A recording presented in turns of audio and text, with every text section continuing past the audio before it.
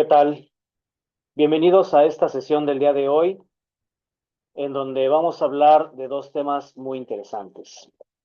Antes de avanzar, bueno, estamos ya en el entendido que agotamos la primera parte de su curso y en este sentido, bueno, vamos formalizando cada vez más lo que son las acepciones y el concepto de derecho. ¿Para qué nos sirve el derecho? ¿Cómo se entiende desde un punto de vista jerárquico, desde un punto de vista normativo, desde un punto de vista formal? Y desde luego se estudiaron sus fuentes reales, históricas y aquellas fuentes formales del propio derecho. En este sentido, bueno, estamos por concluir ya su curso, vamos a comenzar el día de hoy con la segunda parte y vamos a ver tres temas súper interesantísimos, ¿no? Por un lado, entendemos que el derecho, al ser un sistema de normas, necesitará de una organización, de una sistematización, de un origen, una génesis en este sentido. Por otra parte, entendemos que el derecho, al ser un sistema de mandos, va a normar y a regular la conducta de todos los seres humanos en una sociedad. Tercera parte, que el derecho propio deriva de fuentes como por ejemplo el proceso legislativo, que a su vez va a dar origen a nuevas normas jurídicas y a su vez va hasta cierto punto a lo que es reafirmar el propio derecho, avanzarlo, modificarlo, modernizarlo. ¿De acuerdo? Ahora bien, como parte de los tres últimos temas, necesitamos entender que la acepción de derecho tiene que estar hasta cierto punto en una línea clasificada. Ya que vamos con la clasificación.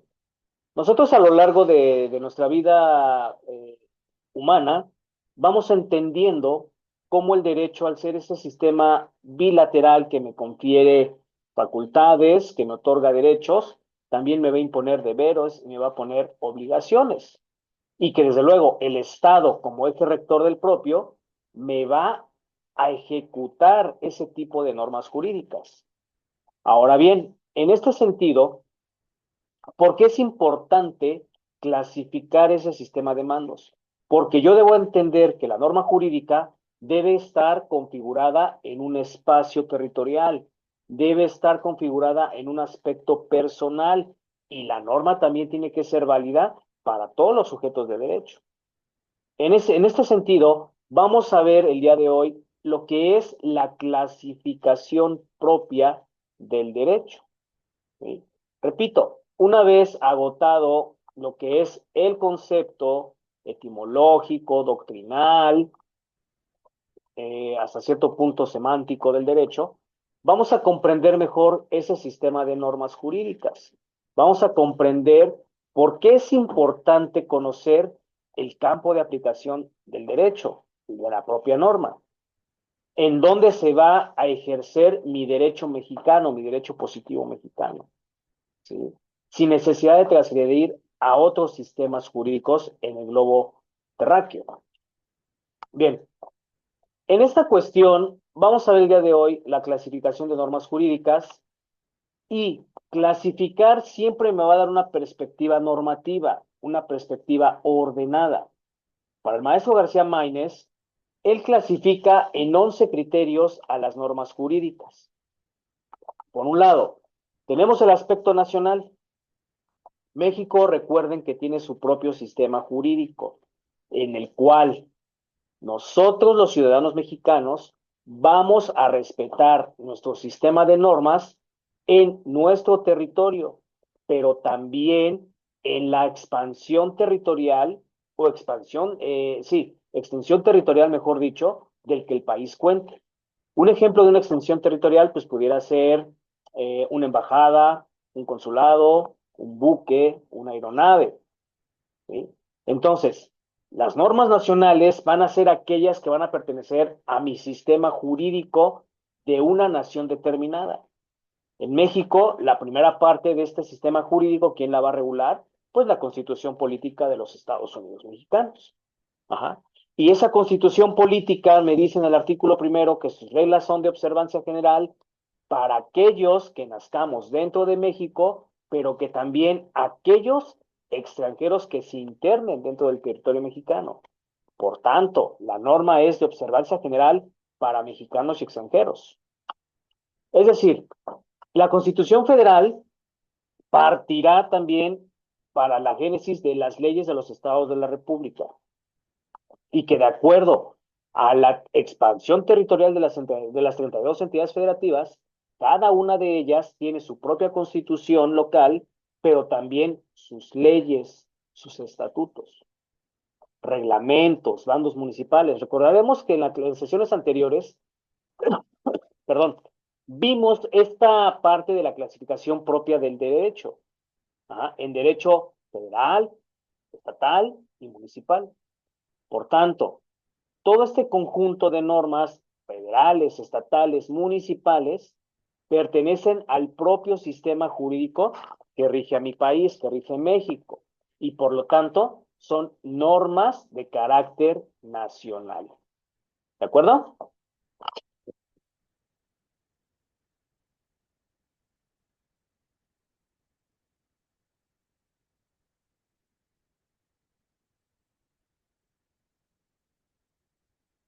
Bien. Por otra parte, existe el versus del sistema nacional. Si yo tengo un sistema nacional, tiene que haber un sistema extranjero, que como concepto básico siempre será esa contraparte de la norma nacional, pero pertenece a un sistema jurídico de un país determinado. Como por ejemplo las leyes francesas, italianas, el mismo common law que se da en Inglaterra y que rige actualmente a los Estados Unidos de Norteamérica. En esta parte, cada país representará, de acuerdo a su sistema normativo, ese ordenamiento jurídico dirigido a sus gobernados. ¿Sí? Recordemos que hay distintas formas de gobierno, que hay distintos regímenes de gobierno. Nosotros pertenecemos a un sistema democrático y federal. ¿A través de qué? De la elección de poderes, de la elección de gobernantes, de la elección de mandatarios, pero integrado por una federación compuesta de 32 estados libres y soberanos. Ahora, México, al estar incluido en el mundo entero, desde luego que tiene que tener observancia y obediencia para la armonización de los sistemas jurídicos extranjeros. ¿Sí? Por tanto, la uniformidad del derecho me dará esa comprensión de ciertos actos o hechos jurídicos cuando vean la propia naturaleza jurídica. En esta parte hay que entender que nosotros a lo largo de nuestra vida también vamos a celebrar o vamos a generar primero supuestos de derecho para después ejecutar hechos, consecuencias y actos jurídicos, pero que ese derecho uniforme también, de acuerdo a los sistemas en que se encuentra regulado mi país con respecto de otros países, el ordenamiento jurídico debe ser uniforme, debe de ser respetuoso, evitando así el conflicto de normas jurídicas. ¿Vale? Entonces, en esta parte, el sistema jurídico pertenecerá a un determinado ordenamiento, partiendo de la propia constitución política y todos los estatutos jurídicos. Nosotros tenemos que entender cómo se hace esta necesidad de celebrar supuestos hechos o actos jurídicos. ¿Para qué? Para evitar conflicto o coyuntura de normas. ¿Sí? Un ejemplo del derecho del sistema de normas y del derecho uniforme lo son las convenciones. Por ejemplo, una norma uniforme es esa convención de las Naciones Unidas sobre compraventas internacionales en mercaderías que se celebra en Viena, Austria, el 11 de abril de 1980. Sin embargo, al estar México adherido, entra en vigor previa autorización del Senado de la República en el 1 de enero de 1989. Por tanto, esta convención específicamente va uniformemente a aplicar a las compraventas internacionales. Y de ahí se celebrarán otras convenciones como la UNIRGOI, la UNCINTRAL, que son estatutos de mercaderías internacionales en donde van a regular esos actos de comercio internacional establecidos por compradores y vendedores que se dedican a qué? A la importación y exportación de mercancías. Es importante mencionar que cada que México celebre una convención o un tratado internacional, al ratificarlo y adherirse a ese tratado, México necesita que sus operatividades sean vinculantes y hasta cierto punto obligatorias, como lo son las sentencias que la Corte Interamericana de Derechos Humanos ha emitido a nuestro sistema jurídico. ¿De acuerdo?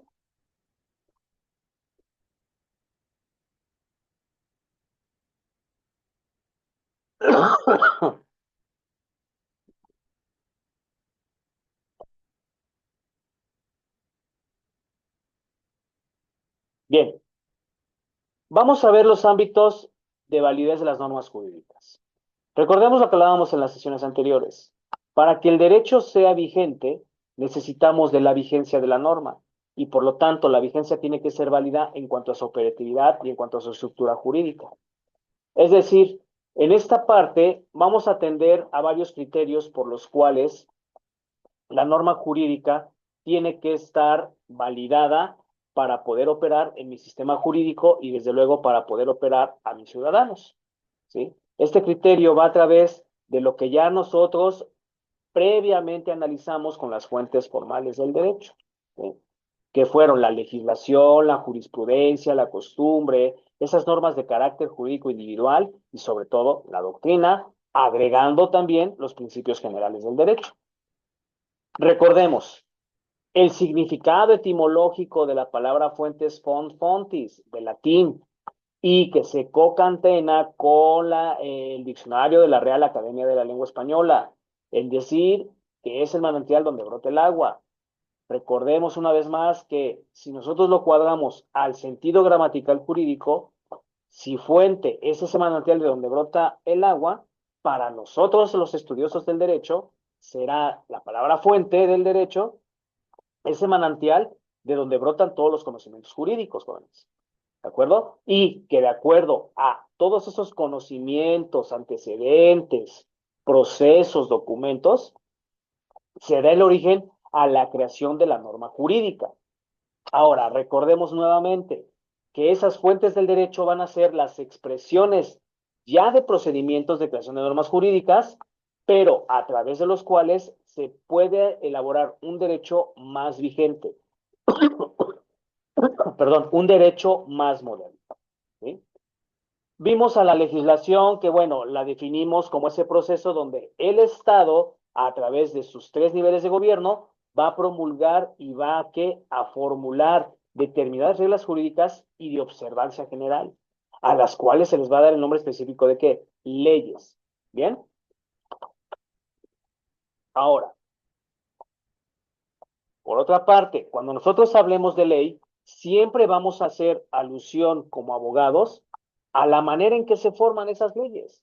O sea, nosotros tenemos que ver esos pasos del proceso legislativo por los cuales las leyes van a tener que agotarse, van a tener que discutirse, discernirse en las cámaras, porque recordemos que México tiene un sistema bicameral integrado por una Cámara de Diputados y una Cámara de Senadores, en donde esos proyectos de ley, al ser formulaciones de normas positivas, adquirirán obligatoriedad general y sobre todo dirigencia hacia los ciudadanos. ¿Para qué? Para cumplir estos fines del derecho necesarios de acuerdo a la estructura orgánica de México, que de la mano de la costumbre se darán ese conglomerado de normas a través de hábitos comunes de una sociedad que se van a tomar como jurídicamente obligatorios y que, de acuerdo a la invetera consuetudo, esa práctica constante y reiterada de la norma, el derecho la va a hacer que fungible, factible y fáctica. ¿Para qué? Para que a falta de interpretación jurídica o de ley escrita, sea esta costumbre quien opere en el sistema jurídico. De acuerdo al uso y la costumbre, necesitamos analizar cuáles son los elementos doctrinales, pero principalmente la invetera consuetudo, para que en los términos de la costumbre, el uso de la mano del derecho necesite esta regla bipartita en donde no hay un derecho sin costumbre, ni mucho menos un uso sin derecho. ¿Sí? Ahora, recordemos que el uso consistirá en esa repetición reiterada de actos que se van a convertir en costumbre y van a producir consecuencias de derecho. Recordemos también que a falta de una ley escrita, la práctica va a decirnos que la costumbre tendrá que considerarse jurídicamente obligatoria. Doctrinalmente, la costumbre integrará su carácter objetivo a través del inveterata consuetudo, es decir, esta parte necesaria del cumplimiento reiterativo de normas, pero también ese carácter subjetivo a través de la opinión juris necessatis, es decir, la opinión jurídica necesaria, ¿sí? Por tanto, el elemento objetivo de la costumbre serán los usos por reiteración de ciertos actos, que de acuerdo con la colectividad necesitamos el elemento subjetivo integrado por la convicción y es opinio juris para observar los usos que tiene la costumbre, darles verificativo jurídico y que se apeguen a derecho. ¿De acuerdo? Bien, ahora, la jurisprudencia hablábamos que es ese conglomerado de cosas divinas y humanas, pero que también va a dar origen a la ciencia del derecho para determinar lo justo y lo injusto y que se entienda por qué el derecho debe de ser una disciplina científica, no nada más lógica, jurídica, fáctica, ¿sí? Por tanto, recordemos que en nuestro derecho mexicano son esos principios derivados en doctrina a través de decisiones emitidas por los tribunales al servicio del Poder Judicial, las famosas tesis jurisprudenciales que emite la Suprema Corte de Justicia de la Nación de la mano de los tribunales colegiados de circuito. ¿Cuál es el significado de la palabra jurisprudencia? Bueno, como ciencia, recordemos que desde la época de Ulpiano, en el derecho romano, será ese conocimiento científico a través de la jurisprudencia divinarum et honorabum, y que de acuerdo a esas cosas divinas y humanas, el derecho caerá en la ciencia de lo que es justo e injusto para una sociedad. ¿Bien?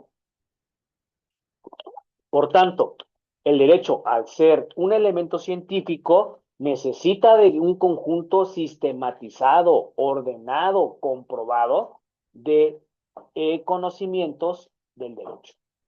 Ahora, como saber y aplicación prudente del derecho, recordábamos también, y hablábamos en la sesión anterior, que el legislador, el juez, tiene que ser prudente a la manera de aplicar el derecho mismo. ¿Por qué? Porque el hábito del correcto juicio de la acción configurará esos ejes rectores y consecutivos. ¿Para qué? Para que la vida de los seres humanos logre, dentro de la razón, la armonía y convivencia. ¿Ok? Ok, pues. Por otra parte, vamos a empezar a ver ya lo que son las fuentes del derecho, perdón, los ámbitos de la clasificación de la norma jurídica, mejor dicho.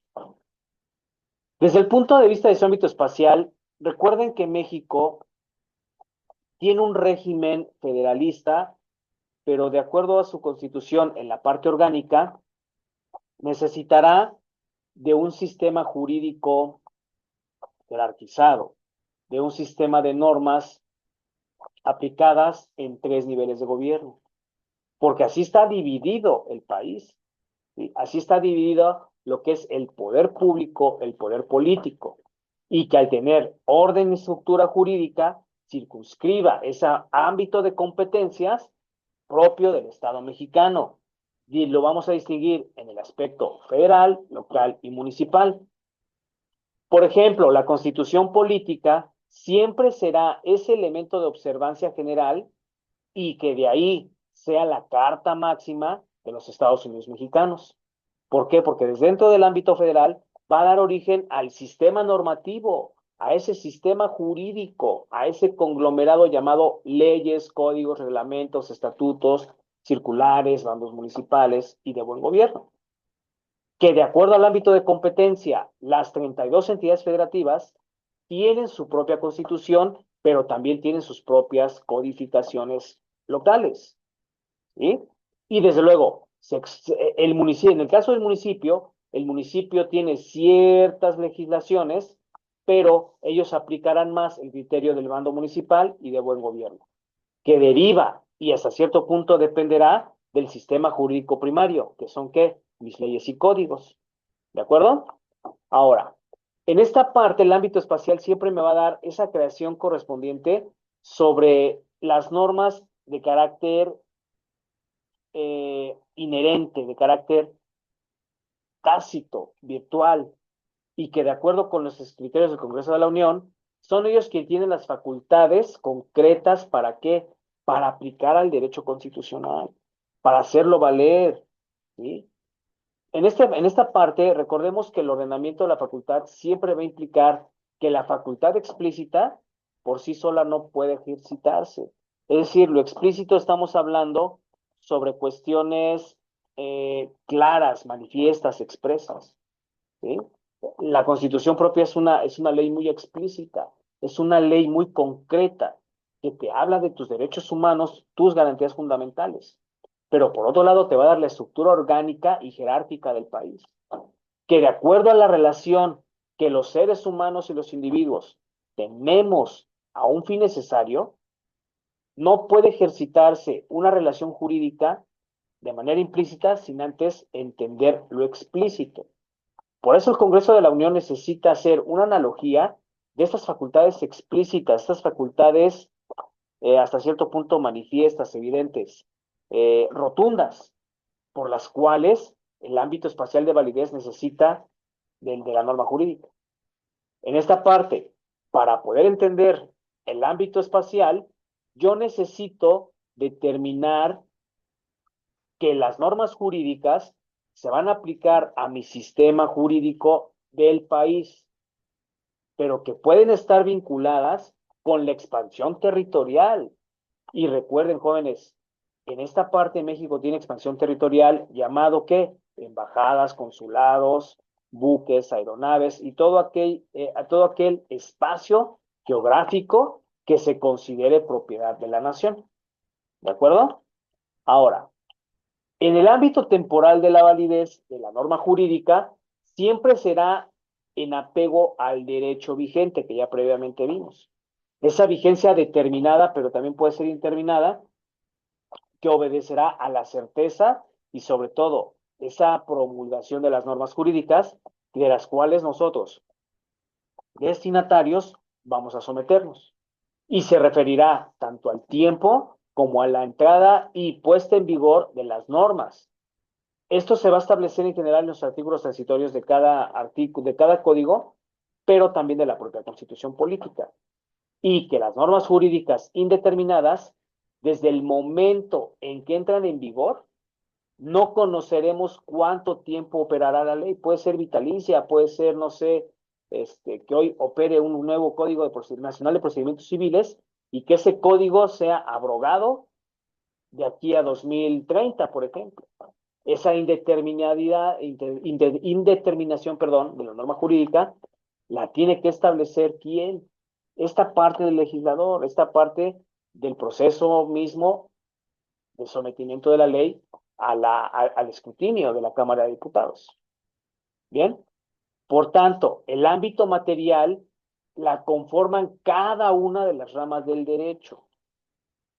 Es decir, nosotros vimos también esa clasificación del derecho objetivo, subjetivo, ajá, del derecho positivo, del derecho sustantivo. De acuerdo a la clasificación del derecho positivo mexicano, recordemos que cuando menos estamos hablando aquí de entre 7 y 8 clasificaciones.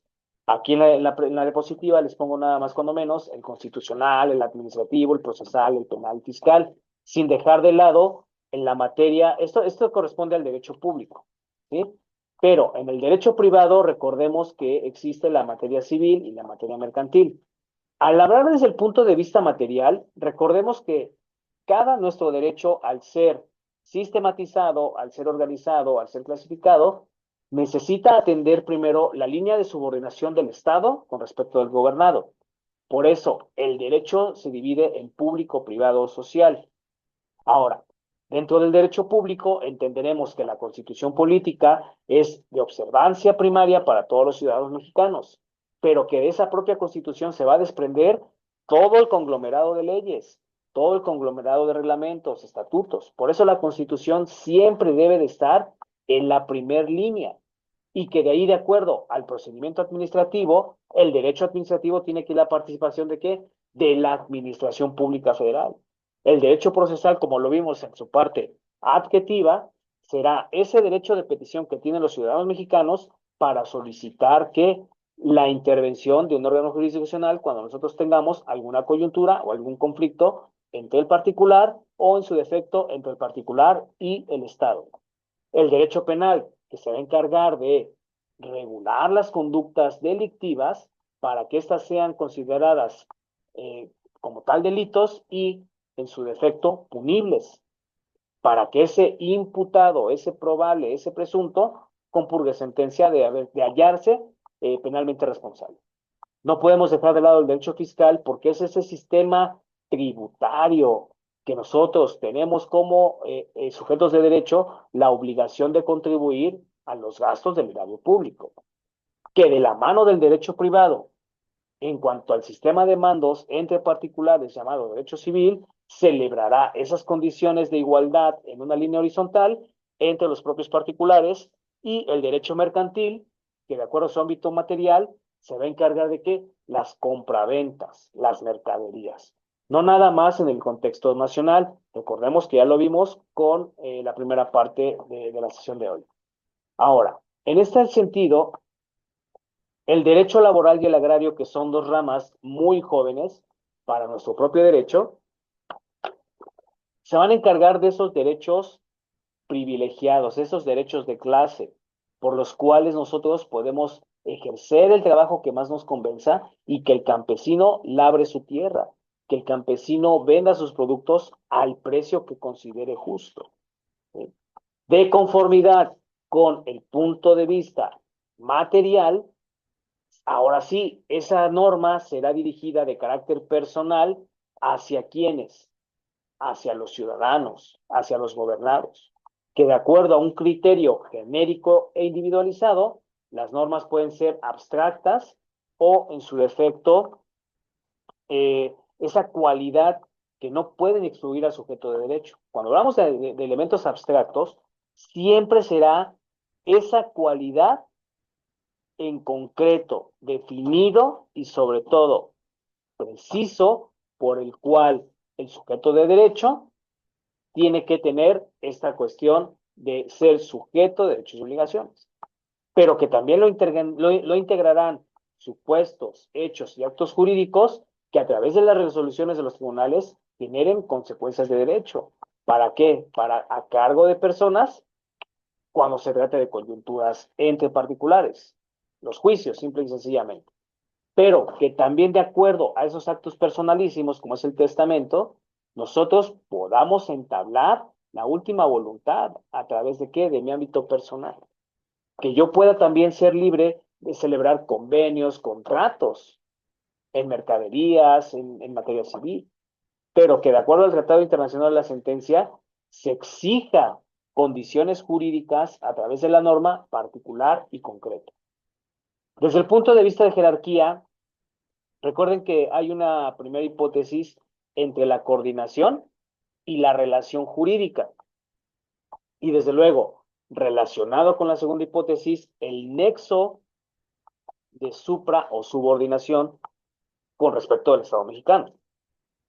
Lo cual, como lo explica el maestro García Maínez, que la jerarquía de normas tiene un límite superior, lo cual va a denominar que ninguna norma pueda agredir o transgreder a otras normas. ¿Sí? Por ejemplo, si nosotros nos atendemos que dentro del sistema jurídico, la constitución política, las leyes y los tratados internacionales son ese conglomerado del sistema jurídico, pero que la constitución, a ser de carácter federal, es la ley suprema de nuestro país, que enseguida se van a encontrar en un sistema piramidal, como Hans Kelsen lo clasifica, esas leyes orgánicas o reglamentarias, y que las directrices las va a establecer la propia constitución política. ¿Para qué? Para que de ahí jerarquice leyes, códigos, bandos, estatutos, circulares y reglamentos. ¿Sí? De acuerdo al Estado de la República, paralelamente siempre habrá un orden jerárquico federal. Y desde luego, que cada uno de los 32 entidades federativas obedezcan en su línea puntal de la pirámide a la Constitución Federal y quizá a los tratados internacionales. Pero cada una de las 32 entidades federativas en su ámbito territorial y personal de la norma jerarquizará, de acuerdo a las legislaciones de su materia, el territorio de aplicación en cada entidad federativa. ¿Sí? Entonces, estamos en un estado republicano en el cual se atenderá al orden jerárquico para que mi constitución, al ser esa prima máxima de todas las leyes, me otorgue códigos, leyes, reglamentos y bandos municipales. Desde el punto de vista de la sanción, la norma jurídica siempre va a derivar de una consecuencia aparejada. ¿Por qué? Porque si el destinatario de derecho no cumple con lo que se preceptúa en la ley o en su defecto la desobedece, tendrá que haber una pena, un castigo o en su defecto la propia sanción del Estado. Recordemos que desde el punto de vista de la sanción, las leyes pueden ser perfectas. En esta parte consistirá en la inexistencia de unidad del acto que vulnera. Una ley por eso tiene que ser hasta cierto punto literal, tiene que ser garante. Para que pueda ser perfecta, tiene que ser bien estudiada y bien sometida al proceso legislativo. ¿De acuerdo? Ahora, desde el punto de vista de que la norma jurídica sea más que perfecta, será aquella norma que no anule, menoscabe o vulnere esta parte de modo irreparable. Ahora, pudiera caber la posibilidad que el sistema jurídico falle y sobre todo pueda perjudicar al ciudadano.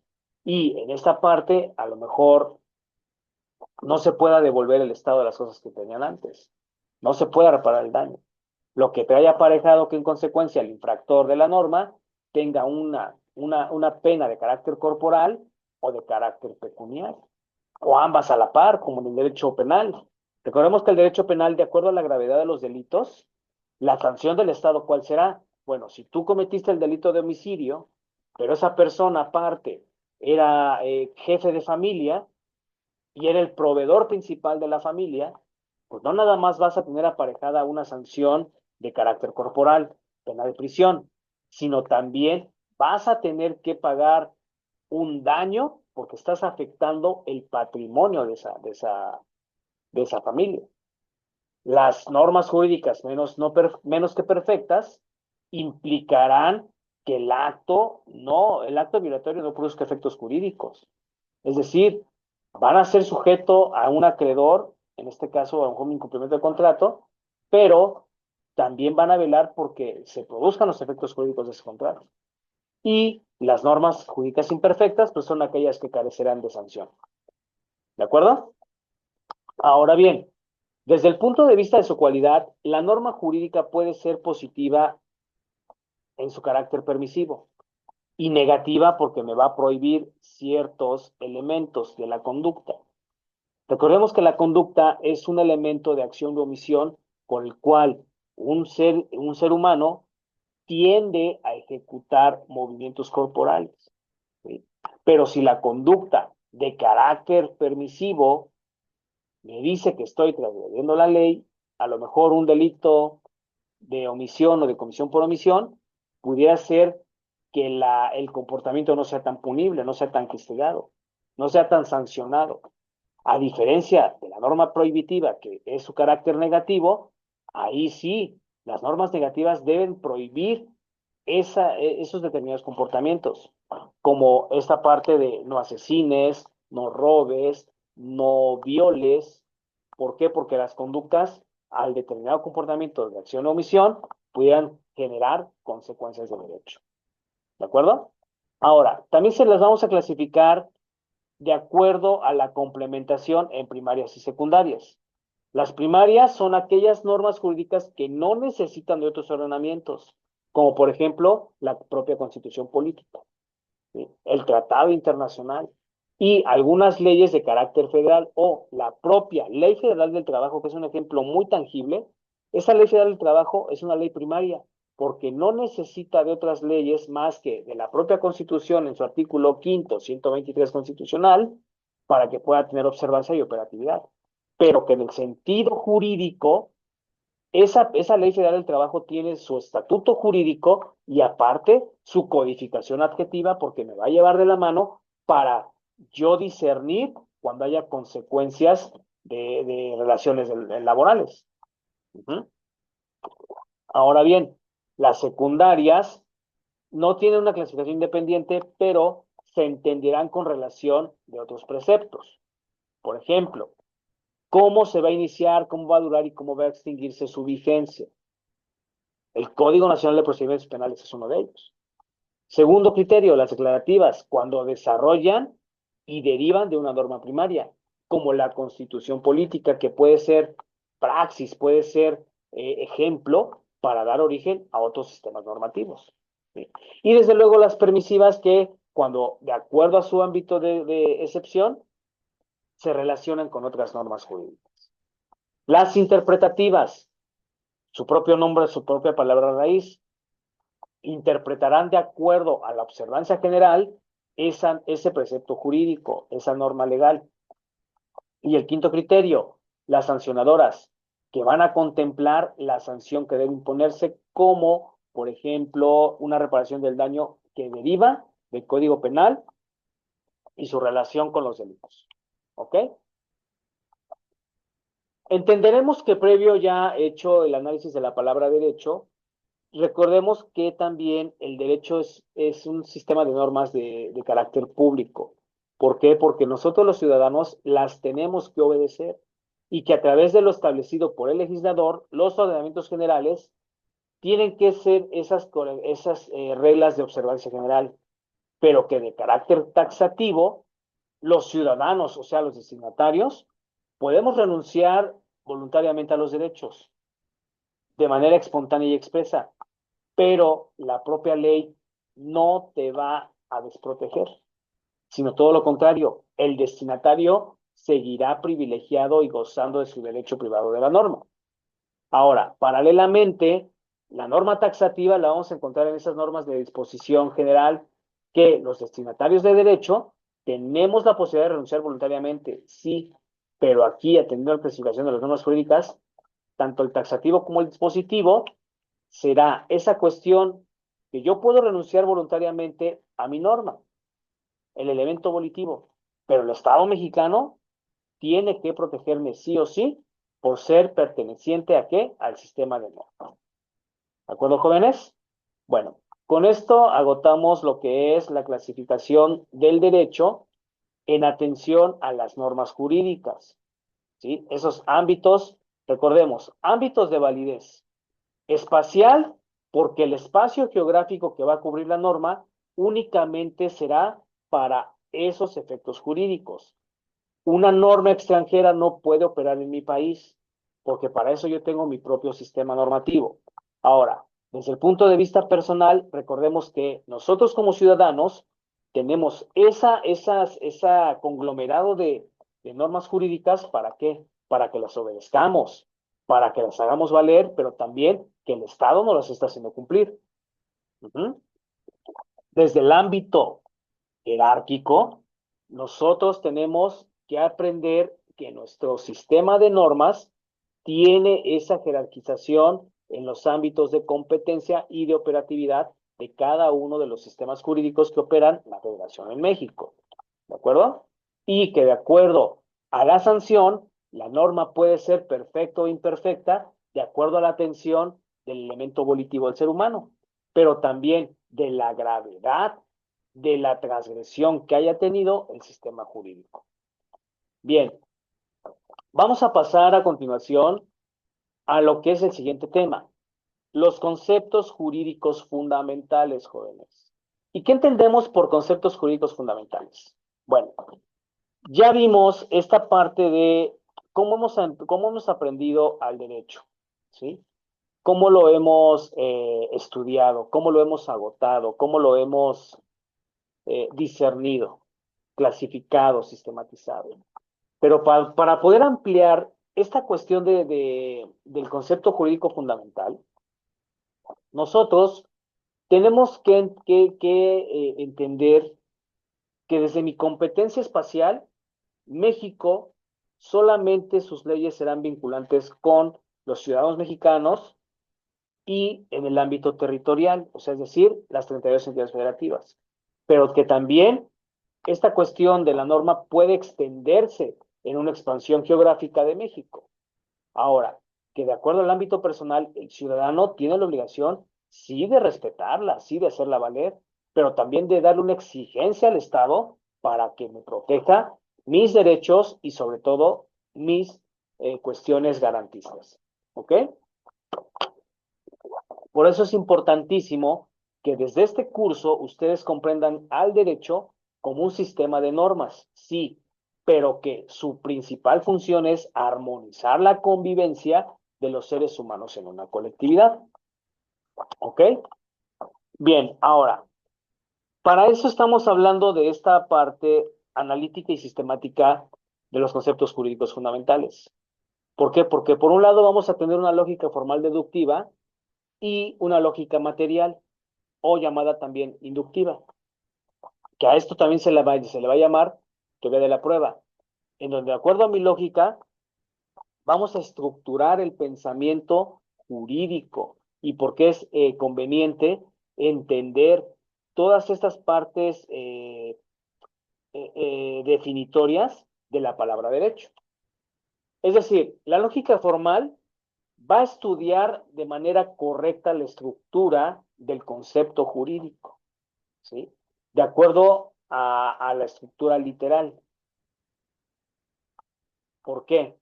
Porque no le va a importar los pensamientos y que de acuerdo a la lógica material, una vez estudiada la estructura mental, va a dar esos contenidos veraces de la propia ley. Para Apreciado Hernández, siempre un juicio de valor debe tener un modo imperativo y que desde luego va a atribuir una ordenanza y si tú lo incumples, una consecuencia. O bien, si te estás sometiendo a ciertos contratos, a ciertos actos jurídicos, tendrás ese carácter imperativo de cumplirlos al pie de la letra. Y que de acuerdo a la estructura del contenido, ese dato formal y material generará los conceptos jurídicos de carácter formal y de carácter material. Bien, los conceptos jurídicos de carácter formal son aquellos en donde se va a integrar esta norma jurídica de acuerdo a lo que ya previamente vimos, los sujetos de derecho, como lo son el propio sujeto, el supuesto, la relación jurídica, el objeto, el derecho subjetivo, el deber y la sanción. Todas estas estructuras lógicas van a tener que organizar a mi sistema jurídico. Van a representar ese pensamiento lógico y general para entender cada una de las categorías de los conceptos jurídicos fundamentales. Se van a encontrar en todo el orden jurídico del cual se trate, público, privado, constitucional, civil, financiero, penal, fiscal, agrario, y que toda norma, independientemente del ámbito de material validez, tendrá como fin final regular la conducta de cada uno o de varios sujetos, y que de acuerdo a los supuestos jurídicos, la norma encontrará un objeto para relacionarlo. Recordemos la trilogía o la teoría tripartita cuando vimos esta parte de los sujetos de derecho, ¿no? Por un lado, un sujeto, un objeto y una relación jurídica. Si yo esto lo traslado a un contrato de compra-venta, bueno, mi supuesto será sobre qué va a versar ese contrato de compra-venta, pero a su vez, ¿quiénes serán los intervinientes del derecho? Si estamos hablando del objeto, bueno, puede ser un vehículo. ¿Cuál será el supuesto? Compra-venta. Yo pago, tú me das ese vehículo. Y la relación jurídica será entre un sujeto pasivo, un sujeto activo, un acreedor y un deudor. Pero si esa observancia es fungible y hasta cierto punto factible, el propio sistema me dará esa cuestión de agotar en la consecuencia de derecho. Pero si yo incumplo con esa norma jurídica, ¿qué va a pasar? Me haré acreedor a una sanción. ¿De acuerdo? En esta parte, el concepto jurídico siempre va a tener una materia específica. Es decir, también puede crear ciencia jurídica porque no debe de ser limitativa, más bien debe de ser enunciativa. Y lo vimos con esos conceptos sobre el derecho positivo y el derecho subjetivo. Los imperativos categóricos de Kant, o sea, los propios imperativos categóricos de Kant nos dice que la norma tiene que ser distributiva, tiene que ser conmutativa y sobre todo, al enunciar cada uno de los derechos y obligaciones de manera recíproca que tenemos los ciudadanos, no debe limitar al concepto jurídico fundamental. ¿Qué conceptos vamos a aprender a lo largo de 9 cuatrimestres que ustedes van a cursar de su licenciatura? ¿Qué es un delito? ¿Por qué tenemos obligaciones? ¿Qué es huelga? ¿Qué es una contribución? Y desde el ámbito procesal, ¿qué es un litigio? ¿Cómo fijar una litis? Y que corresponderán respectivamente a esa particularidad de que si yo voy a asociar un concepto jurídico de delito, obviamente el delito pertenecerá ¿a qué? Al derecho penal. Si voy a celebrar un contrato de prestación de servicios, pues una persona de qué manera se obliga a prestar esos servicios. Y el contrato de prestación de servicios profesionales es de carácter civil. Cuando hay incumplimientos a los contratos colectivos de trabajo, los trabajadores pueden emplazar al patrón a huelga. Y esa huelga tiene que ver con derechos de carácter laboral. Las contribuciones, tributos, tienen mucho que ver con la hacienda pública. Es competencia y materia de quién? Del derecho fiscal. Y obviamente el litigio, al ser de carácter adjetivo, es la parte procesal. Por eso repito, ustedes a lo largo de 9 cuatrimestres tendrán que aprender a relacionar cada uno del concepto jurídico fundamental con la materia jurídica que se está estudiando. ¿De acuerdo, jóvenes? Perdón. Ahora, ¿cómo se integran y estructuran dentro de la norma jurídica los conceptos jurídicos fundamentales? Bueno, vamos a ir estudiando cada uno de ellos. El primero es el sujeto de derecho. Y recordemos que el sujeto de derecho es simple y sencillamente el destinatario a quien va dirigido la norma jurídica. Es decir, nosotros, las personas. Y que la norma será una prescripción imperativa que va a ser eje rector de mi conducta con respecto de mi estado y el sistema jurídico que opera en mi estado. En esta cuestión, ¿por qué es una prescripción imperativa? Porque la norma está prescrita y aparte es de observancia obligatoria, porque al ordenarme se vuelve un tema denunciativo e imperativo sobre cómo debo comportarme en el mundo del deber ser, no nada más en el ser, sino el deber ser. Y que esa conducta va a pertenecer siempre a una persona titular de derechos y obligaciones, de las cuales la norma va a imputar y va a ser responsable de la conducta a quien considere sujeto de derecho. Recordemos que también las personas morales, que más adelante vamos a ver la diferencia entre persona física y persona moral, también son sujetos de derecho, titulares y sobre todo facultativos para pretender o autorizar un derecho subjetivo. ¿Sí? Y los vamos a tomar como destinatarios de la norma. En este ejemplo, siempre la norma va a atribuir facultades, pero también va a imponer obligaciones correlativas. Por eso el derecho, nuevamente, es bilateral, porque nosotros tenemos derechos y obligaciones recíprocas y que de acuerdo a la relación jurídica con el Estado mexicano, tenemos esta potestad, sí, de hacer valer mis derechos, pero también de respetar mediante qué? Las obligaciones. ¿Ok? La noción del sujeto de derecho tiene particularidad y sobre todo es relevante. ¿Por qué? Porque lo podemos ver en una línea como el acreedor y el deudor, que son elementos particulares de una obligación jurídica de carácter civil. ¿Sí? Yo te compro, tú me vendes, pactamos un precio y la obligación jurídica será ese vínculo que yo estoy estableciendo con mi acreedor o mi deudor. Por lo tanto, en esta parte, para los sujetos del derecho, nosotros en una línea jerárquica estamos en el Estado y la necesidad de contribuir al gasto público. Por tanto, el Estado, a través de sus instituciones fiscales, nos dirá que hay una relación jurídica con respecto de quién, de los contrayentes, perdón, contribuyentes, ¿sí? De los contribuyentes. Y esos contribuyentes tendrán que pagarle al Estado impuestos. Repito el ejemplo de la compraventa. Si estamos hablando de sujetos de derecho, hay un comprador, un vendedor. Una persona que va a adquirir un producto y otra persona que está ofertando ese producto o servicio. Y para el tema adjetivo o procesal, los sujetos de derecho serán un actor, un demandado, un imputado por un delito, una víctima. En donde estas cuestiones activas y pasivas tienen que darse en un grado de reciprocidad. Por eso la ley es muy literal en cuanto a los preceptos jurídicos, en cuanto a cómo se deben de aplicar el sistema de normas, ¿sí?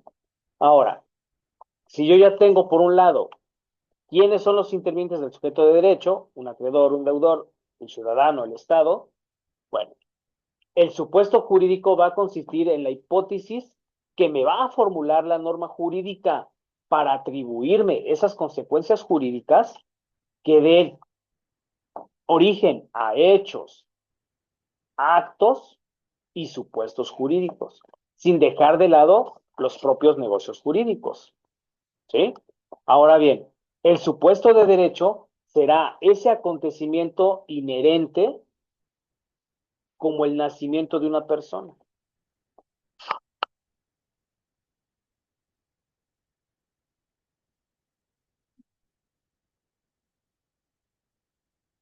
Y que ese nacimiento de esa persona, de manera supuesta, de manera fáctica, ya me generó un acta de nacimiento, por ejemplo. Ahora, también los accidentes, como hechos jurídicos, van a generar consecuencias de derecho. No sé, se me ocurre que ahora en Acapulco, ¿no?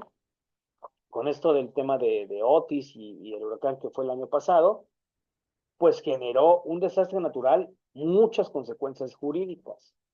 Incluso la propia muerte, que a una persona que ha perdido la vida de causas naturales, pero no dejó testamento, esa naturalidad de la muerte va a generar consecuencias post-mortem.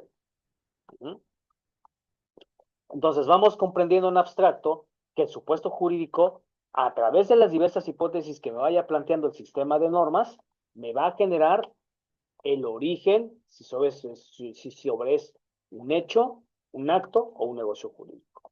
Un negocio jurídico, pues es esa voluntad o esa declaración unilateral o bilateral sobre los convenios, los contratos, y que de acuerdo a la existencia de la persona jurídica, ya sea individual o colectiva, la hipótesis me va a dar el origen ¿a qué?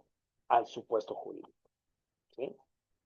Recordemos que el derecho tiene esta parte explicativa y sobre todo razonada del por qué esas hipótesis describen en abstracto por el legislador una doctrina bipartita, lo que llamamos la teoría francesa, en donde en sentido amplio los hechos jurídicos van a ser en sentido estricto y los actos jurídicos tienen que ser con todos los elementos que abarca el acto jurídico, elementos de existencia y requisitos de validez.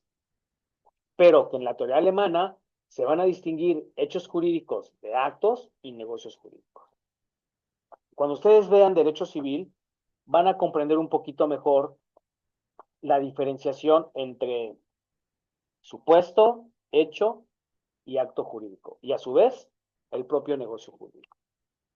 Bien, para la teoría francesa, el hecho jurídico será siempre ese acontecimiento natural sin la voluntad del hombre y que va a producir algún tipo de cambio o mutuación existente. ¿Sí? Ahora, el segundo elemento de la estructura jurídica de la norma como concepto fundamental se va a referir a la relación y a su vez al objeto jurídico. La relación jurídica será ese vínculo por el cual se establece la norma y se interrelaciona entre los sujetos de derecho, llamados activos y pasivos. ¿A través de qué? De un vínculo. un fin común, un objeto determinado. La relación puede no darse directamente de sujeto a sujeto, sino a lo mejor es estrictamente intersubjetiva o interindividual. Y que en esta parte, el sujeto de derecho, para dar origen a una relación jurídica, tiene que intercalar siempre el motivo, fin, objeto. Es decir, si estamos hablando de una compraventa, pues esa intercalación, tanto intersubjetiva como interindividual, fungirá en la cosa o bien que yo quiero enajenar, en la obligación de dar y recibir. Pero en esta cuestión, la relación jurídica siempre va a imponer a dos sujetos su presencia y por regla de conducta personal tendrán que manifestarse a través de la relación jurídica como los elementos esenciales del derecho. ¿Sí? Que de acuerdo a los conceptos jurídicos fundamentales, la relación jurídica de la mano con el objeto serán las categorías que el orden jurídico necesita para fundar el concepto de la obligación jurídica y que la obligación se define como ese vínculo jurídico por la cual una persona llamada acreedor va a constreñir a otra persona llamada deudor a que a ejecutar conductas de dar, de hacer, o que el deudor mismo caiga en conductas de no hacer. ¿Sí? Y siendo los elementos de la obligación los dos sujetos, el acreedor y el deudor. ¿Ok? Si lo estamos hablando en una parte de obligaciones, por ejemplo, un contrato de prenda. Yo tengo una joya con X valor comercial, la someto a un avalúo con la sección de alhajas en el Nacional Monte de Piedad, y el Nacional me dice que mi joya vale 20,000 pesos. Yo tendré que dejarla en garantía para que ellos me presten dinero sobre esa prenda. Pero la obligación jurídica nacerá a través del billete de prenda que me emita la institución fiduciaria en este caso. ¿Cómo me va a constreñir? A través del interés moratorio. O sea, ¿no me pagas? Bueno, te doy chance que refrendes hasta 3 veces la boleta de empeño. Pero si en un momento dado tú incurres en cuestiones de no hacer, la prenda, yo me doy en la necesidad y en la obligación de sacar esa prenda a remate para recuperar no solo lo que te presté, sino también los intereses moratorios. Por tanto, la relación jurídica será ese vínculo entre los sujetos de derecho y el objeto jurídico, pero también sobre la conducta que debe observar principalmente la persona deudora. ¿Para qué? Para ejecutar cuestiones de dar, de hacer, o bien cuestiones de no hacer, evitar cuestiones de no hacer. Por tanto, podemos afirmar que la norma jurídica, así como la celebración de cualquier acto jurídico de carácter unilateral o bilateral, siempre nos va a dar ese presupuesto de conceptos entre la teoría tripartita de quién, el sujeto, el objeto y la propia relación jurídica. Bien, ya con anterioridad habíamos visto al derecho subjetivo. Lo vimos con la sistematización del derecho. Recordemos que el derecho subjetivo es ese poder, esa pretensión o facultad y sobre todo la autorización que de acuerdo a la norma jurídica, nosotros sujetos de derecho tenemos frente a otros sujetos de derecho para poder determinar esa facultad derivada de la norma. Por tanto, el derecho subjetivo a veces va a implicar ese poder de ejercicio sobre la cual yo le voy a atribuir a la autoridad que me proteja y me faculte. ¿A través de quién? De la ley. Para que yo pueda ejercer un poder legítimo frente a quién? Frente a mis particulares de igual a igual. Si hablamos del Estado, el Estado tendrá esa línea jerárquica de ejecutar los actos de autoridad en una línea superior de jerarquía entre el Estado y el ciudadano o gobernado. ¿Sí? Estos ejemplos de los derechos subjetivos a veces tienen más tangibilidad en la parte civil.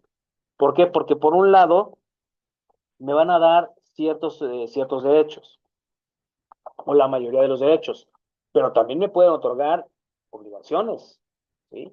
Y que en esta parte, el derecho subjetivo, al ser una pretensión, siempre va a estar vinculado con el ámbito adjetivo, el ámbito subjetivo, pero también con el ámbito procesal. porque a través de los litigios yo puedo pretender que el órgano jurisdiccional intervenga a mi persona y subsane una coyuntura que yo pueda tener con otro particular. Por tanto, el derecho procesal siempre la parte actora, y es un principio general del derecho, el que afirma tiene que probar. El actor siempre debe fundar su actuación procesal de acuerdo al derecho subjetivo. Ese conjunto de derechos y obligaciones de la vida cotidiana que yo los voy a recoger ¿de dónde? De los 32 códigos diferentes que existen, perdón, 32, de los códigos diferentes que existan para las 32 entidades federativas. ¿Ok? En esta parte, el derecho subjetivo, al implicar una facultad, esta tiene que ser correlativa ¿para qué? Para que yo pueda ejercer mi derecho, para que esa parte de la autorización también recurra a la primera máxima, que es mi constitución política, pero que de acuerdo a las cuestiones del derecho administrativo, yo le exija al gobierno qué es lo que estoy pidiendo, qué es lo que estoy solicitando. De ahí que la parte constitucional del derecho, de manera facultativa, me otorgue garantías, garantías de libre tránsito, garantías de libre manifestación de las ideas, de libertad de cultos, de libertad de trabajo, y que de acuerdo a esa línea estratificada, hasta cierto punto estructural, me autorice cómo voy a dirigirme como parte del Estado. Si a través de licencias, autorizaciones o concesiones participará el derecho administrativo para que yo haga valer esos derechos subjetivos y que pueda operar a lo mejor en un sistema social.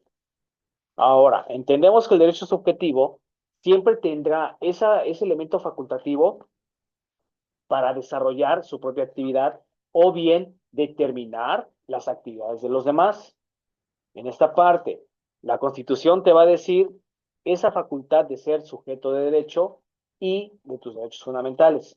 Pero por otro lado, te va a determinar la conducta. ¿Por qué? Porque al ser un sistema de mandos, la Constitución política te dice cómo debes comportarte.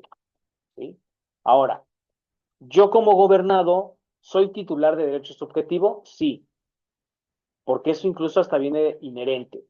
Ahora, ¿puedo libremente ejercer mis derechos? Sí. ¿Dejarlos de ejercer? Sí.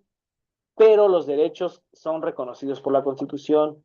Aunque yo libremente deje de ejercerlos, la Constitución me los va a privilegiar per se mismo. ¿Sí? Ahora, en este caso, ¿el gobernado puede libremente manifestar sus ideas? Sí. ¿Puede profesar una religión y transitar libremente? Sí. Pero también puede omitir el derecho de tales ejercicios. ¿Ok? Debemos entender que, de acuerdo al derecho subjetivo, el ciudadano tiene que estar constreñido a la voluntad del Estado, a la potestad del Estado, pero también está facultado para exigirle al Estado mismo la protección y tutela de las leyes hacia su persona. Vamos a poner aquí el ejemplo. Si yo tengo que pagar un contrato que saqué a meses sin intereses en una tienda departamental, pues obviamente la ley me va a facultar. ¿Por qué? Porque yo tengo esa cuestión de hacer compra-ventas, pero también va a facultar a la tienda departamental a la que yo me haya sometido. ¿Para qué? Para que yo cumpla con esa obligación. ¿Mm? En esa línea, siempre los derechos subjetivos van a tener que relatividad a la conducta propia y también a la conducta ajena. ¿Por qué? Porque de acuerdo a la clasificación doctrinal, los derechos subjetivos a la propia conducta me dirán cómo debo de regirme en un sistema social, en un sistema jurídico.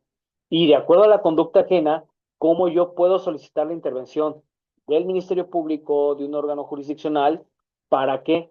Para hasta cierto punto que ataquen esas coyunturas y vean el por qué una persona deja de comportarse como sujeto de derecho.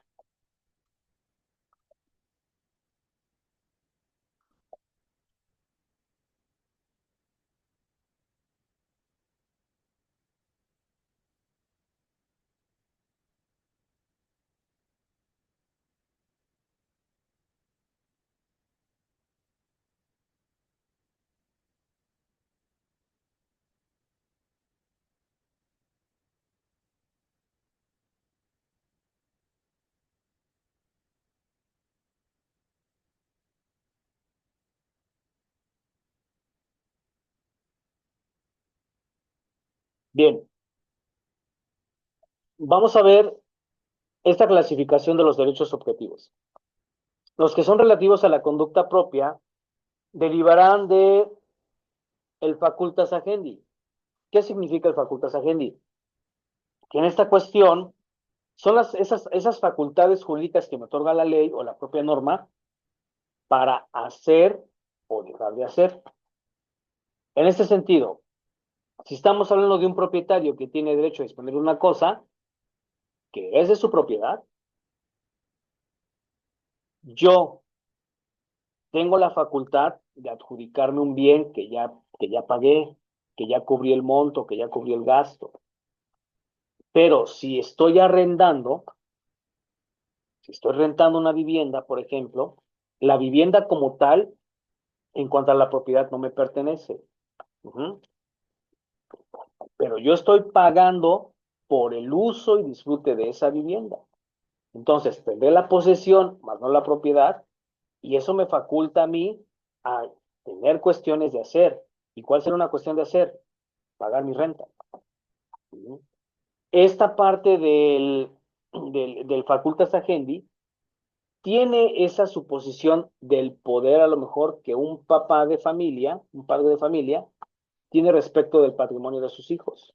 ¿Por qué? Porque mientras los hijos no tengan la mayoría de edad y los alcances cognitivos para poder entablar por sí mismos actos jurídicos, los padres de familia tienen la obligación de ver por esas cuestiones patrimoniales de los hijos. ¿Sí? Otro ejemplo sería cuando el deudor tiene ese derecho a hacer cumplir con su obligación a un acreedor. Uh-huh. O sea, hacerlo cumplir en esta cuestión de que le entregue la cosa. Yo ya te pagué, tú no me has entregado a lo mejor una prenda, un bien mueble, un bien inmueble. ¿Sí? Entonces, el derecho subjetivo a veces podrá incurrir en cuestiones de no hacer. A eso se le llamará el facultas omitendi, o sea, la facultad de omitir a lo que yo estoy sujeto como titular de derechos y obligaciones. Recordemos que nosotros siempre vamos a estar en una línea paralela de derechos y obligaciones. Por lo tanto, no podemos estar facultados del todo para renunciar a esos derechos y a esas obligaciones. Simple y sencillamente, a lo mejor el sujeto activo, el acreedor, puede decirle a su deudor, ¿sabes qué? Ya no te cobro, veo que no estás en un estado de insolvencia y pues te puedo perdonar la deuda. Ahora, los derechos relativos a la conducta ajena es esa facultas exigendi que el Estado mismo tiene para qué, para que el titular del derecho subjetivo determine la actividad, recuerdo, el sujeto pasivo con la relación jurídica. Es decir, un acreedor titular del derecho subjetivo podrá determinar la conducta del deudor exigiéndole el pago de la deuda. O sea, tú a lo mejor ya te hiciste cliente moroso, debes X cantidad de letras de una motocicleta. Pues el acreedor, a través de sus medios, puede exigirte el cumplimiento de esa obligación y de alguna manera está modificando tu conducta. Ujú. ¿Por qué? Porque te va a obligar a cumplirle a él a pesar en contra de tu voluntad. En esta relación del facultas agendi y el facultas omitendi, surgirá a través de la relación jurídica el erga omes, que es esa facultad que va dirigida hacia todos los sujetos de derecho.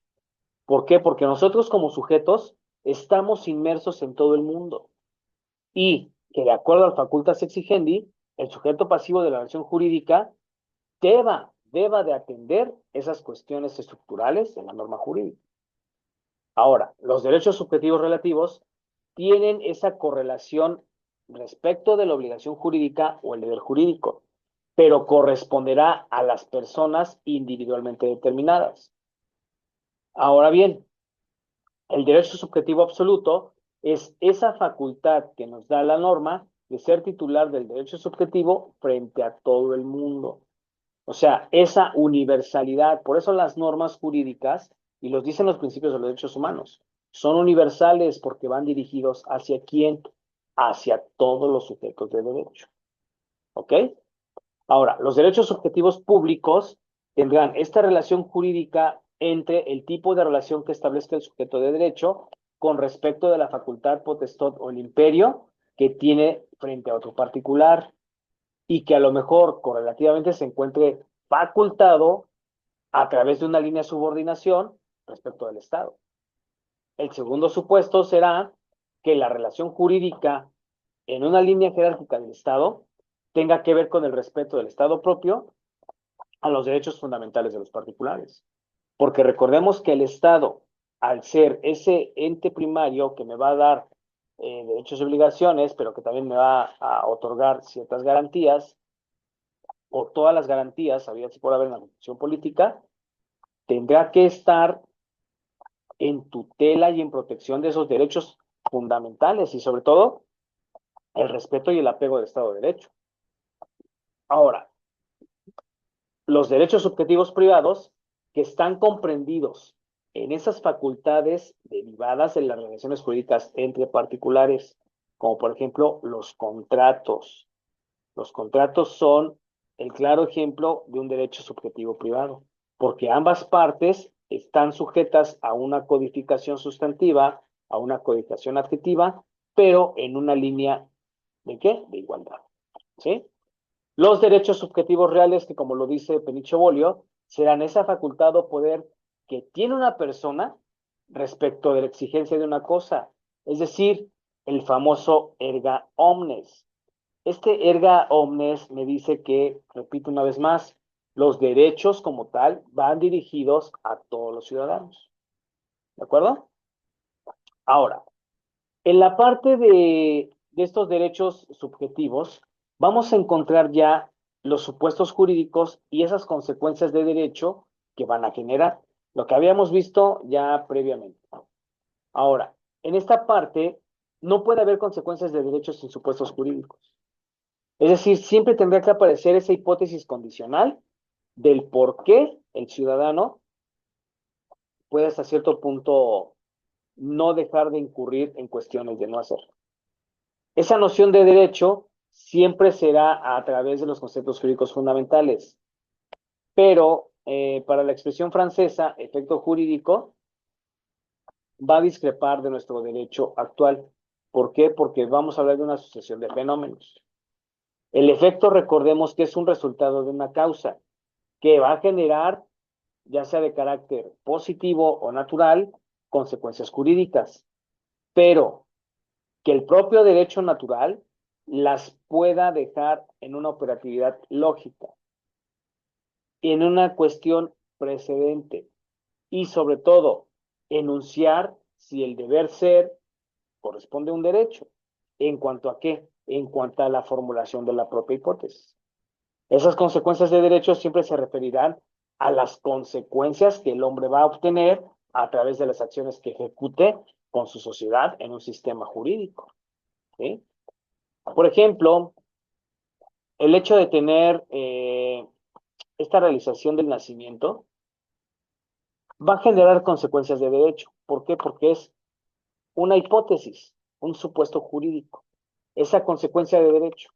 El nacimiento como tal me va a dar la, la facultad de ser sujeto primeramente de todos los derechos, porque mis padres tendrán la obligación de darme alimento, de darme cuidados, de darme educación hasta cierto punto, pero que a través también del nacimiento, yo conforme vaya creciendo y adquiera mi capacidad de ejercicio, pueda celebrar actos jurídicos para poder crear, transmitir, modificar o extinguir, en su defecto, derechos y obligaciones.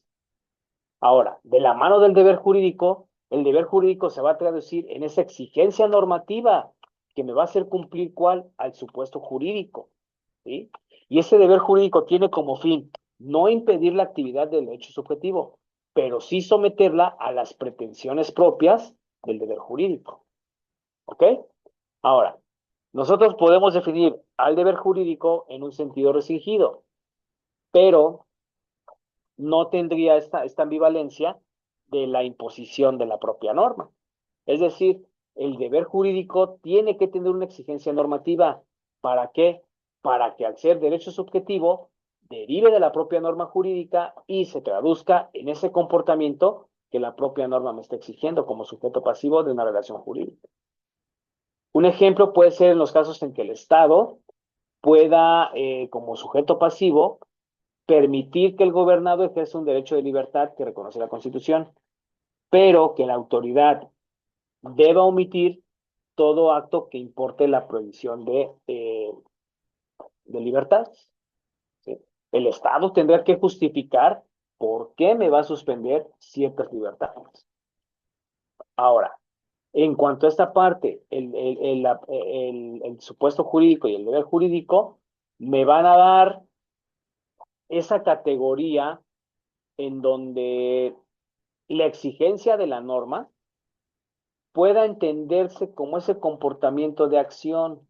Recordemos que nosotros a lo largo de nuestro camino siempre vamos a tener acciones que van a derivar en consecuencias jurídicas. ¿Sí? Un ejemplo de ello es que si yo me contrato con X universidad, es mi voluntad contratarme con esa universidad. ¿Por qué? Porque a lo mejor está cubriendo mis expectativas salariales, porque a lo mejor está cubriendo mis elementos personales y profesionales. Pero si la escuela no me paga, yo como sujeto de derecho, a través del deber jurídico, deberé exigirle una forma de pago a esa institución educativa. ¿Para qué? Para que en virtud de esa relación jurídica, el deudor se someta a mis pretensiones como parte actora. ¿Ok? Ahora, desde luego que la norma jurídica tiene que tener una sanción y la sanción la vamos a definir como esa consecuencia jurídica ante cualquier incumplimiento de un deber jurídico y sobre todo se va a producir con respecto del obligado. La sanción siempre va a atribuirse a esa norma de observancia o inobservancia que va implícito y de acuerdo a los preceptos jurídicos. Desde el concepto filosófico, nosotros no nada más implica la cuestión de la sanción hacia un castigo, sino la propia norma, como lo vimos en el proceso legislativo, tiene que ser sancionada por la ley en las cuestiones de que esa ley sea de observancia general, de conocimientos abstractos y que sea hasta cierto punto garantista. Ahora, si nos vamos a la sanción como pena o castigo, entenderemos que cuando se incumple la norma jurídica, tiene que traer aparejado un precepto de castigo o bien un concepto de premio, de acuerdo a las vicisitudes que yo pueda tener como operario del derecho subjetivo. Es decir, si en este caso mi comportamiento exigido por la norma no lo observa el derecho propio, yo como acreedor o como deudor de esa relación jurídica me puedo hacer acreedor una sanción, ya sea que sea de carácter premial, de carácter apercible o de carácter penal si se tratara de delitos, por ejemplo. Aquí, para una mejor comprensión del ejemplo, vamos a puntuar esta parte de los impuestos, ¿no? Recordemos que nosotros como ciudadanos tenemos la obligación de contribuir al gasto público. Y ese gasto público está consolidado en la propia constitución política. ¿Sí? Y esa constitución política me dice que al dar al gasto público, lo voy a poner a mover para todos los servicios públicos. Entonces, en esta parte, el SAT me va a requerir cada inicio de trimestre, por ahí de abril o mayo, el pago puntual de mis impuestos, lo cual en este caso puede traer aparejado una sanción premial, la cual será una bonificación de los costos de los impuestos. Por ejemplo, en materia penal, un PPL que esté compurgando sentencia, que hizo sus capacitaciones, que de acuerdo a la partida jurídica tiene educación, tiene trabajo, tiene capacitación para el trabajo, tiene salud y cumplió con esos 5 ejes rectores del sistema penitenciario, pues va a traer aparejado la reducción de una pena o un beneficio preliberacional. El versus, si en contrario el destinatario desobedece la norma, se va a adecuar esta cuestión de lo que es la sanción, porque entonces ya no va a ser una sanción premiada, sino va a ser una sanción de castigo, ¿sí? En esta parte, Una persona que en materia penal eh, ha cometido un delito y violenta el bien jurídico tutelado por la ley, va a ser, como parte de su consecuencia jurídica, la privación de la libertad. O sea, una pena corporal, por ejemplo. ¿Sí? En esta cuestión, si se agrede contra ciertos bienes jurídicos tutelados, como por ejemplo la integridad física, se va a atribuir como consecuencia de la sanción un castigo, una pena. Incluso la sanción de carácter pecuniario. ¿A través de qué? De la indemnización. Y desde luego, en los contratos civiles, que más adelante van a ver ustedes, cuando alguien incumple un contrato, también se establecerá una sanción. De ahí que cuando ustedes aprendan a redactar ese tipo de documentos, sean los demasiado perceptivos para poder entender qué consecuencias jurídicas pudiera yo establecer sobre ese contrato. ¿Estamos de acuerdo?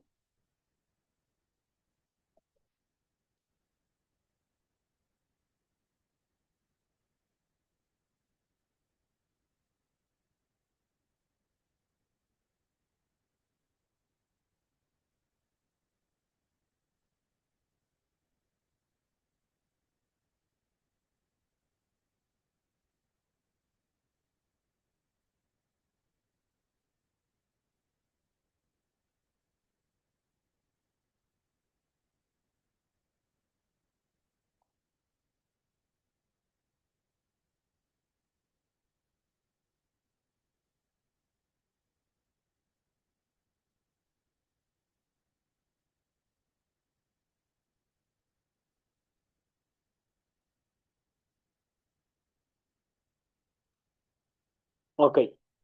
Entonces, en esta parte de la norma jurídica, de acuerdo al concepto fundamental, recordemos que la sanción siempre será esa sanción negativa a la materia penal y por lo tanto vamos a ver varias estructuras por las cuales la sanción debe de ser aplicada. Por un lado, la sanción va a tener un cumplimiento forzoso. ¿Por qué? Porque como su nombre lo indica, tendrá la finalidad de que quien no haya cumplido o haya transgredido la norma jurídica tenga que tener que cumplirla, aún en contra de su voluntad y sobre todo de carácter coactivo. ¿Por qué? Porque la aplicación forzada de la sanción es derivada de la potestad del Estado propio. Y el claro más ejemplo, pues tiene que ser el cumplimiento del derecho, a lo mejor una sanción en carácter penal. Si tú cometes delitos y el Estado a través del Ministerio Público te encuentra penalmente responsable, tú vas a tener que cumplir a una costa de tu libertad. ¿Sí? Desde luego, la sanción también puede tener un elemento de indemnización para resarcir el daño mediante el pago, no nada más de carácter penal, sino los contratos civiles, cuando hay cuestiones de error, dolo, mala fe, que son vicios del consentimiento o vicios de los elementos del acto jurídico, tendremos que resarcir ese daño porque estamos afectando un patrimonio. Desde luego, la sanción puede tener un castigo, y esto puede ser incluso hasta de carácter corporal con la privación de la libertad. Si tú cometes un delito grave que amerite prisión, ahí está tu sanción. Pero adicional, si tú cometiste un delito que amerite también reparación del daño, pues vas a pagar dinero. Ahora, que a lo largo de ese castigo que tú estás compurgando en la prisión, observaste buen comportamiento, observaste buena conducta, bueno, va a haber una sanción de carácter criminal porque puedes ser acreedor a qué? A un beneficio preliberacional. ¿Sí? Entonces, en esta cuestión aquí tenemos una gráfica, aquí una tabla, miren. Por ejemplo, esta cuestión de la sanción, cuando la atendemos desde el punto de vista eh, de la indemnización, ¿no? Siempre va a tener una cuestión premial. ¿Por qué? Porque al indemnizar yo estoy resarciendo el daño de la persona agraviada. Si va de la mano de un castigo, la sanción tendrá de carácter penal y a lo mejor, repito, cometiste un delito grave, vas a ir a parar a la prisión. Indemnización más castigo siempre será una sanción de carácter premial. ¿Por qué? Porque por un lado, a través de la indemnización, el Estado te está sancionando, pero tú al pagar esa cuestión económica o pecuniaria, ya estás resarciendo el daño. Por otro lado, el cumplimiento, la indemnización más el castigo son tres elementos que se reúnen generalmente en el ámbito penal. ¿Sí? Ahora, en esta cuestión, dentro de los conceptos jurídicos de carácter material, se van a constituir a través de qué? Del contenido permanente de la norma jurídica. ¿De acuerdo, jóvenes? Entonces, vamos entendiendo cómo es importante conocer la estructura de mi derecho, ¿sí? Vamos a entender por qué es primordial que el derecho mismo sea no nada más estructurado, sea jerárquico, sino que también tenga esta cuestión de cómo voy a entender el actuar del propio derecho, ¿sí?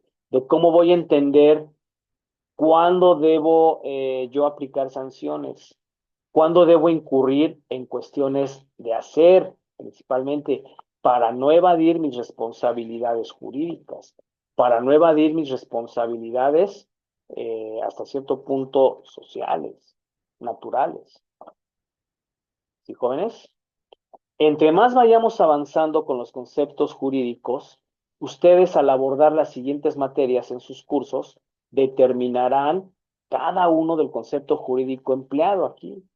Por ejemplo, en materia laboral, cómo puedo ser yo sujeto de derecho, qué supuestos participan, qué hechos y actos jurídicos se celebran.